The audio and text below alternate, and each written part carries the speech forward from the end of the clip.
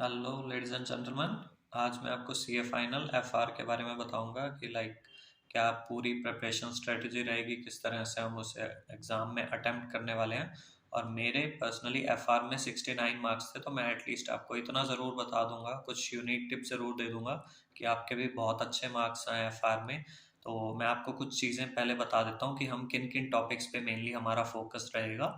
तो मैं आपको सबसे पहले तो ये बताऊंगा कि आपको एफआर के लिए मटेरियल कौन सा यूज़ करना है। फिर मैं आपको बताऊंगा कि आपको यूट्यूब वीडियोस कौन कौन से टीचर्स की रेफ़र करनी है किस किस टॉपिक्स के लिए। और उसके बाद मैं आपको थोड़ा एग्ज़ाम से रिलेटेड प्रिपरेशन की टिप्स बताऊंगा। और आपकी रिवीजन आपको कैसे करनी है मैं आपको उसके बारे में बताऊंगा। एक आपको M T P R T P से रिलेटेड भी मैं थोड़ा गाइड करूंगा। कुछ आपको और अच्छी सी एग्ज़ाम की कुछ यूनिक टिप्स भी दूंगा, जो बच्चों को कुछ कन्फ्यूज़न होती है और जो फर्स्ट टाइम भी दे रहे होते हैं पेपर, तो उनको भी कुछ ना कुछ डाउट्स होते हैं, तो मैं उससे रिलेटेड भी क्वेरीज आपकी कवर करूंगा। और मैं आपको ए बी सी एनालिसिस भी बताऊंगा कि मैंने कहाँ से देखा था। और आपको कुछ न्यूली एडिड क्वेश्चंस के बारे में भी, जैसे एफ आर में होते रहते हैं ऐड, तो मैं उनके बारे में भी आपको ओवरऑल ये सब टॉपिक्स हैं जिन पे हम डिस्कशन करेंगे। ठीक है।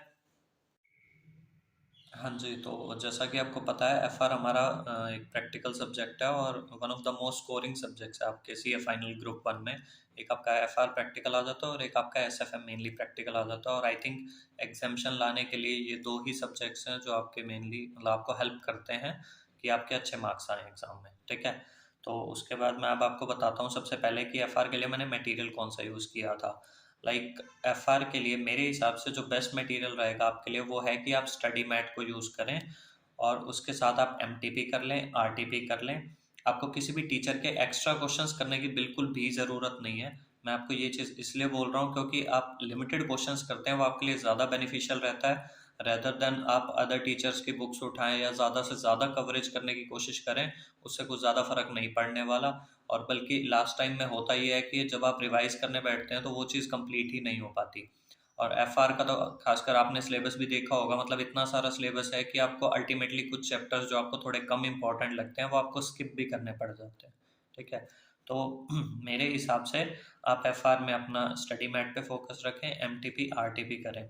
अब एफ आर में ना, जैसे मैंने आपको हर वीडियो में पहले भी बोला है कि आप ना पास्ट पेपर्स को अच्छे से करें। तो मेरे हिसाब से आपको 3 आरटीपी, 3 एमटीपी और पिछले 3 ही पास्ट पेपर, मतलब एटलीस्ट इतना तो करना ही है। और आरटीपी मेरे हिसाब से हो सके तो आप सारी कवर करो। ठीक है। ये चीज़ मैं आपको इसलिए बोल रहा हूँ क्योंकि आरटीपी में जो पेपर के मतलब जो आरटीपी के क्वेश्चंस होते हैं वो लगभग पेपर के लेवल के क्वेश्चंस होते हैं, तो एक वो अच्छी प्रैक्टिस हो जाती है उससे। एमटीपी थोड़ा इजी पड़ जाता है बिकॉज वो डायरेक्ट स्टडी मैट के क्वेश्चंस डाल देते हैं। और जहाँ तक आपके पास पेपर की बात है ना, सबसे ज़्यादा इम्पोर्टेंट मुझे लगता है एफआर में हो जाते हैं आपके पास पेपर्स, क्योंकि मुझे अभी भी याद है जब मैंने ग्रुप वन दिया था तो एफआर में ना मैंने खासकर एक अलग से एनालिसिस बनाया था कि आपके पिछले जो 3-4 अटेम्प्ट गए हैं ना उनके एग्जाम पेपर को स्टडी करके मैंने एक लिस्ट बनाई थी कि हर पेपर में जैसे क्वेश्चन नंबर 1 है तो उसके अगर 3 पार्ट आ रहे हैं पेपर में या 2 पार्ट आ रहे हैं, तो उनमें वो कौन कौन से चैप्टर से क्वेश्चन पूछ रहा है। तो आप पिछले 3-4 अटेम्प्ट के इस तरह से आप बनाओगे ना, तो आपको उससे ये एनालाइज होगा कि कौन सा चैप्टर ऐसा है जिससे दोबारा से क्वेश्चन आने के चांस है, मतलब किस सीक्वेंस या किस पैटर्न को आईसीआई फॉलो कर रहा है। और ये चीज़ आपकी एफआर में बहुत ज़रूरी है क्योंकि सिलेबस इतना वास्ट है कि आप सारे चैप्टर्स नहीं कर सकते, तो कुछ ना कुछ आपका स्किप होगा ही। तो इसलिए आप वो एनालिसिस का बहुत ध्यान रखें जैसे मैं आपको बता रहा हूँ, और आप उसी तरह से करेंगे तो आपके लिए बहुत बेनिफिशियल रहेगा। ये तो हो गई आपकी मटेरियल की बात। मटेरियल के बाद हम आ जाते हैं कि आपको यूट्यूब पे वीडियोस किसकी फॉलो करनी है। देखो, मेरा जो था सीन वो ये था कि मैंने एफआर परवीन शर्मा सर से किया था, लेकिन अब होता क्या है कि कुछ टाइम बाद ना हम या तो भूल जाते हैं, हमारा अटेम्प्ट थोड़ा लेट होता है, हम कोचिंग पहले ले लेते हैं या फिर मतलब हमारा फिर से अटेम्प्ट लग जाता है, तो हमें कुछ यूट्यूब की हेल्प चाहिए होती है कि हम कहाँ से फिर से क्वेश्चंस को अच्छे से रिवाइज करें, या कोई चैप्टर हमें नहीं समझ आया तो वो हमें करना है। अल्टीमेटली मैंने 2-3 टीचर्स के मैं आपको नाम बता देता हूँ जहाँ से आपको करना बहुत ही अच्छा रहेगा। एक है आपके प्रतीक जकाती सर हैं, वो आपको डिटेल में एफआर की उन्होंने ऑलमोस्ट सारा एफआर डाल रखा है। एक उनकी यूट्यूब के अलावा एक उनकी ऐप भी है, तो आप जब उनके चैनल पे सर्च करेंगे तो आपको पता लग जाएगा, उन्होंने इनफ कंटेंट डाल रखा है एफआर का, ऑलमोस्ट कवर कर ही रखा है। मतलब उनकी यूट्यूब वीडियोस हो गई और उनकी ऐप में जो भी चैप्टर्स डले हैं वो सारा मिला के, तो ऑलमोस्ट उन्होंने सारा कवर कर रखा है। और उनकी जो ऐप है उस पर कभी कभी वो एग्जाम टाइम पे, मतलब मोस्टली यही होता है, वो एग्जाम टाइम पे आपका अपने लेक्चर्स ना फ्री ओपन कर देते हैं, तो आप उस टाइम वहां से भी देख सकते हैं। तो वो आप टाइम टू टाइम चेक करते रहें। और अगर आपको स्टिल कुछ डाउट आता है, कुछ क्वेश्चंस आपके रह जाते हैं, एक सुमित सारडा सर भी हैं, आप वहां से एफआर कर लीजिए। वो थोड़ा शॉर्ट में बताते हैं लेकिन उनका भी काफ़ी अच्छा है।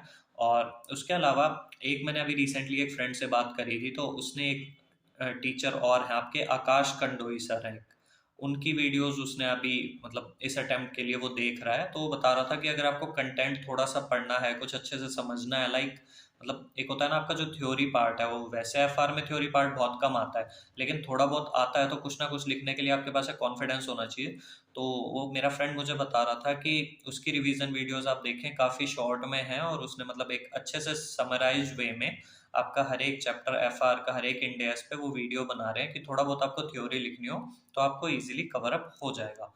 तो ये चीज़ें रही आपकी, लाइक मैंने आपको बता दिया, पहले तो एमटीबी आरटीबी वाला बताया था सब, उसके बाद अब मैंने आपको बता दिया कि आप इन टीचर्स को फॉलो करें। अब मैं आपको एक चीज़ बता देता हूँ, एबीसी एनालिसिस के लिए आप अजय अग्रवाल का ही वीडियो देख लें, वो आपके लिए बेस्ट रहेगा, वो सही एबीसी एनालिसिस बताता है। ठीक है। अब मैं आपको एक चीज़ ये बताता हूँ कि हाँ, एफआर में ना मेनली जो आपका सबसे स्कोरिंग है वो आपका आता है, एक चैप्टर है फाइनेंशियल इंस्ट्रूमेंट्स का चैप्टर है। वो मिनिमम 20 to 25 मार्क्स की वेटेज उसकी है, मतलब दो क्वेश्चन तो उसके मिनिमम आने ही है, और तीन क्वेश्चंस भी इजीली आ जाते हैं, तीन भी हो जाते हैं, और अभी रिसेंटली तो उसके चार क्वेश्चंस भी आ गए थे एक अटेम्प्ट में। तो फाइनेंशियल इंस्ट्रूमेंट जैसा चैप्टर है, आप एक भी क्वेश्चन स्किप करके मत जाएं, बहुत ही अच्छे से करें उस चैप्टर को। स्टडी मैट का तो कोई क्वेश्चन स्किप होना ही नहीं चाहिए। ठीक है, ये आपके लिए सबसे मेन रहेगा एफआर में स्कोर करने के लिए।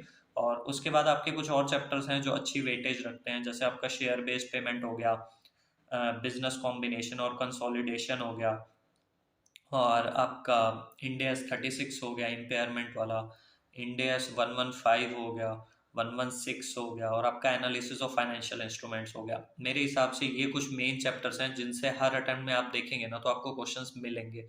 तो इसलिए एफआर में आप एबीसी एनालिसिस अजय अग्रवाल के थ्रू ही जाएं, और मेनली उसने भी यही चैप्टर्स बताए हैं।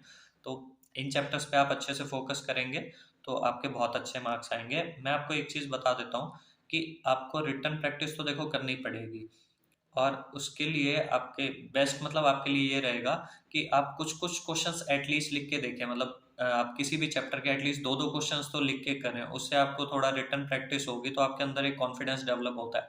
और मैंने ना कई बच्चों के रिव्यूज लिए हैं, कई बार आपके मार्क्स अच्छा मतलब एक इजी पेपर आने के बाद भी आपके मार्क्स 40s में इसलिए आते हैं बिकॉज आप रिटन प्रैक्टिस करके नहीं जाते हो, फिर वहां जाके आपको लगता है मुझे क्वेश्चन तो आता था लेकिन मार्क्स नहीं मिले।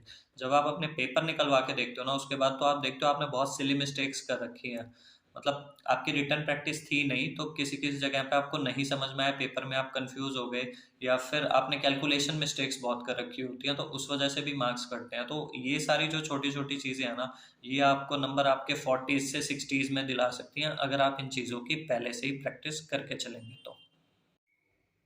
एक चीज़ मैं आपको न्यूली एडेड क्वेश्चंस के बारे में ये बता दूं कि जनरली क्या होता है एफआर में भी ऑलमोस्ट हर अटेम्प्ट में ना कुछ क्वेश्चंस नए ऐड होते हैं, या किसी भी और सब्जेक्ट में नए क्वेश्चंस ऐड होते हैं। तो जनरली क्या है कि वो एफआर में तो मैंने ऐसा देखा है, या तो वो क्वेश्चंस उनमें से दे देते हैं पेपर में सेम ही अटेम्प्ट में, या फिर ऐसा होता है कि वो दो तीन अटेम्प्ट तक नहीं देते फिर एकदम से दे देते हैं।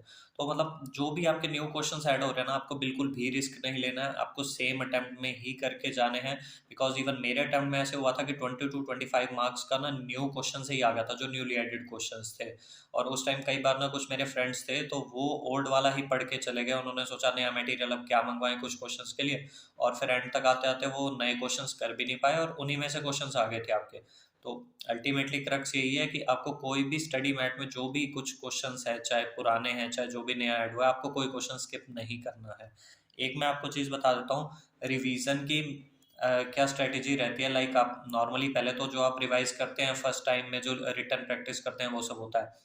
एक आपका एग्जाम टाइम पे क्या होता है ना, मैंने नोटिस किया है कि कुछ लोग क्या करते हैं, आपके लास्ट के ना 5 to 6 डेज में एफआर अपनी स्टार्ट करते हैं कि चलो 5-6 दिन में ना आप खत्म कर देंगे एग्जाम से जस्ट पहले। मैं क्या करता था ना, मैं 10 से 12 दिन का टाइम लेता था। एटलीस्ट 12 डेज पहले मैं एग्जाम से 12 दिन पहले अपनी एफआर को स्टार्ट कर देता था प्रिपेयर करना। जनरली क्या होता है, अब आपको एसएफएम करना है। एसएफएम अगर आप 12 दिन पहले आपने छोड़ दिया तो भी कोई इशू नहीं है, आप थोड़ा बहुत थ्योरी आप बीच में रिवाइज कर सकते हैं। लॉ आप करें ना करें फिर भी चल जाता है। लेकिन ऑडिट आपको ना साथ में करना होता है। ऑडिट मतलब मेरा तो ऐसे रहा था कि एफआर के पेपर से 2 दिन पहले तक भी मैं ऑडिट को करता रहा। तो इसलिए मैं आपको बता रहा हूँ कि एफआर को आप 12 दिन पहले स्टार्ट करें। जो आपकी लास्ट रिवीजन आपने करनी है एग्जाम से पहले, उसमें सबसे बड़ा बेनिफिट ये है, आपको कोई स्ट्रेस नहीं होगा कि आपका सिलेबस कब कंप्लीट होगा, मतलब रिवीजन कंप्लीट होगी या नहीं होगी।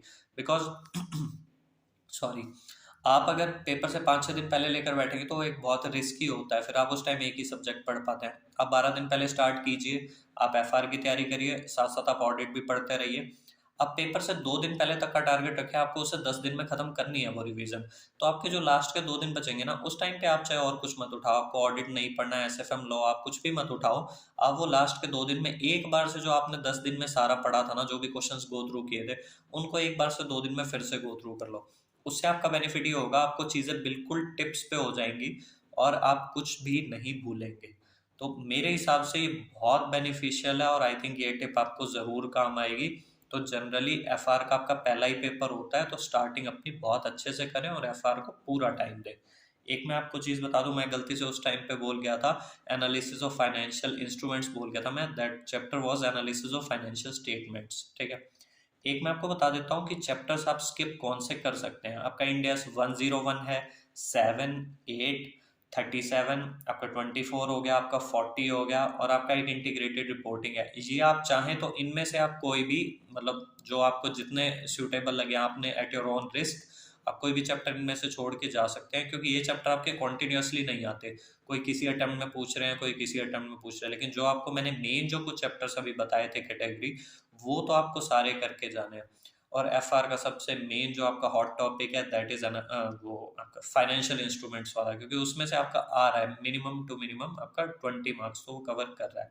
तो ये सब आपको चीज़ें करके जानी है। और हाँ, मैं आपको एक टिप और बता दूं, जो आपके पास्ट पेपर्स में आपको बता रहा था ना, उनको करने का एक बेनिफिट और रहता है कि आप जब पास्ट अपने 3-4 पेपर करते हैं ना, जनरली पिछले कुछ अटेम्प्ट से ये ट्रेंड चल रहा है, खासकर एफआर में भी और एसएफएम में भी, कि वो पिछले 2-3 पेपर में से किसी भी पेपर का एक सेम क्वेश्चन उठा के ना फिर से आपको दे देते हैं।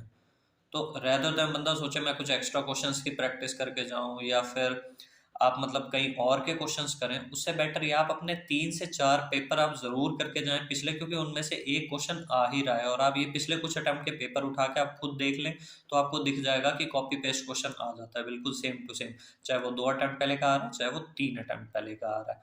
तो अब ये आई थिंक मैंने आपको सारी चीज़ें बता दी है। अब मैं आपको एक बार फिर से सारा कुछ समराइज कर देता हूँ 2 मिनट के अंदर अंदर। आपको आप अपनी कॉपी पेन लेकर बैठ सकते हैं कि आप फटाफट से, अगर आपने पॉइंट्स अभी तक नहीं लिखे हैं तो आप एक बार सारे नोट कर लीजिए। मैं आपको सारी टिप्स और सब एक बार फिर से फटाफट रिकॉल कर देता हूँ। हाँ जी, तो हम एक बार फिर से सारा एफआर का रिकॉल कर लेते हैं। सबसे पहले मैं आपको बता दूं, स्टडी मैट से स्टार्ट करते हैं कि आपको सिर्फ स्टडी मैट ही करना है। चाहे वो आपके कोई न्यूली एडेड क्वेश्चंस है, कुछ भी है, जितना आपके स्टडी मैट में कंटेंट दिया है उतना ही करें, दैट्स इनफ। उसे बार बार करें। उसके बाद आप अपनी आरटीपी ज़रूर करें, बिकॉज उसमें क्वेश्चंस का लेवल अच्छा होता है और कई बार सेम क्वेश्चंस भी आ जाते हैं आपके। पास्ट पेपर आप अपने ज़रूर करें, बिकॉज मैंने आपको बताया है कि आप पिछले 2-3 पेपर में से किसी न किसी एक पेपर से एक क्वेश्चन रिपीट ज़रूर हो रहा है। ये पिछले कुछ अटेम्प्ट्स का पैटर्न है। आप चाहो तो खुद भी इस चीज़ को नोटिस कर सकते हो। उसके बाद मैं आपको बता दूं कि यूट्यूब वीडियोस, हाँ मैंने आपको बताए थे 3 टीचर आपको मैंने रेफ़र किए थे। प्रैक्टिकल क्वेश्चंस के लिए आपको डिटेल्ड में करने हैं, अच्छे से करने हैं, तो आप प्रतीक जकाती सर को फॉलो कीजिए यूट्यूब पे। उन्होंने सिलेबस भी ऑलमोस्ट कंप्लीट करवा रखा है और उनकी एक ऐप भी है, उस पर भी आप लेक्चर्स देख सकते हैं। आप सुमित सारडा सर को फॉलो कीजिए, थोड़ा शॉर्ट में बताते हैं बट अच्छा बताते हैं वो भी काफ़ी। कंटेंट की थ्योरी के लिए जो मेरे एक फ्रेंड ने रेफ़र किया था, आप आकाश कंडोई सर को भी रेफ़र कर सकते हैं। ABC analysis if you want to follow तो आप अजय अग्रवाल का फॉलो कर सकते हैं। कुछ मैंने आपको हाँ, सबसे मेन आपको एक इम्पॉर्टेंट चैप्टर बता दिया, फाइनेंशियल इंस्ट्रूमेंट्स वाला चैप्टर है, वो आपका मिनिमम 20 to 25 मार्क्स आता है, उसे आप प्रायोरिटी पे रखें।